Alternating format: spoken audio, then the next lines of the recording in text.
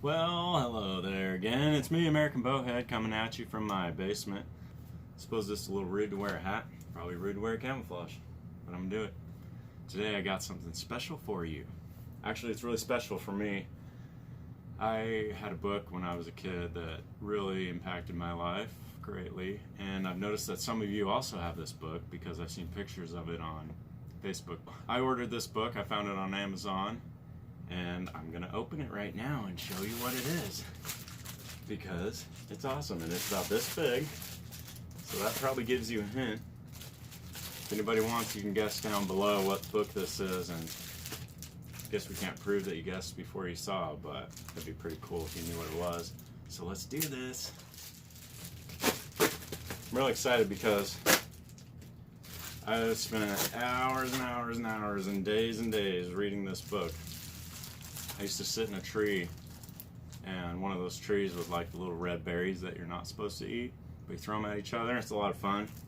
Well, we had a couple of branches up there that worked pretty well for a recliner. You could just sit in them. And I would read this book and look at all the pictures, and no doubt it has played a huge role in where I'm at today, and you'll see why. Yes.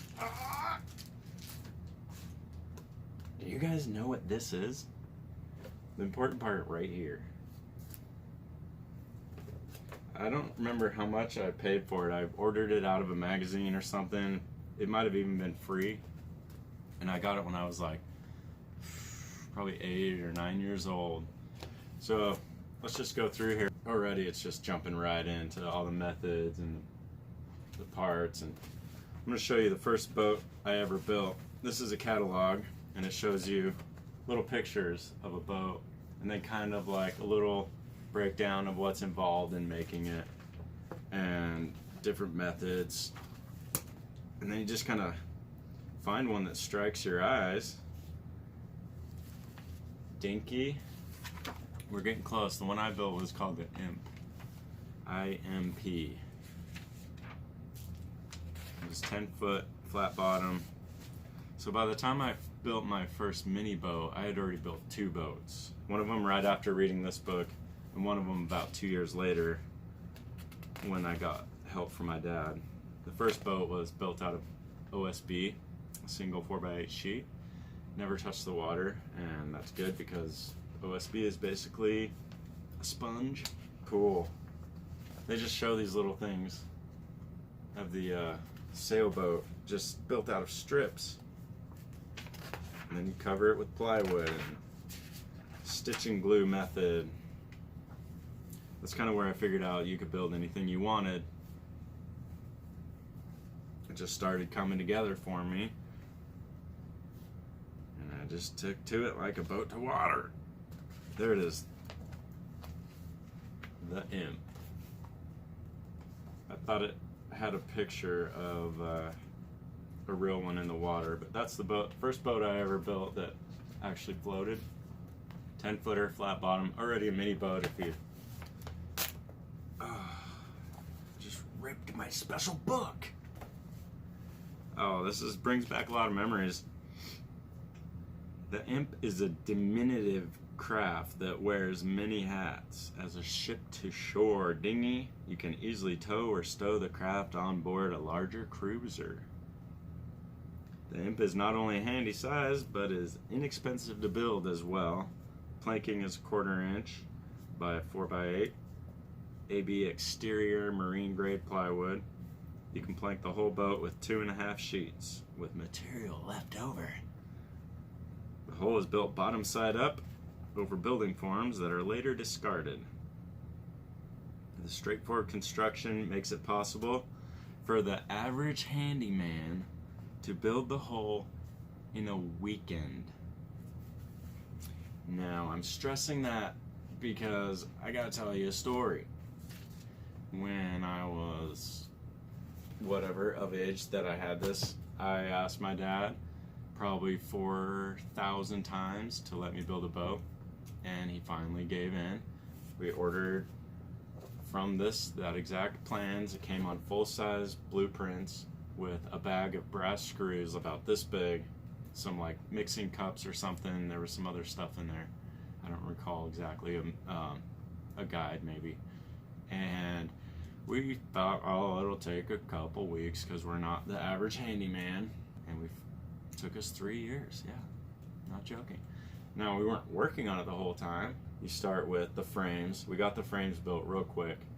Then you put this chine piece down the middle, and then you build a transom actually, and that's part of, like, you have a transom and the two guides, like sawhorses almost, shaped how the boat's going to be shaped.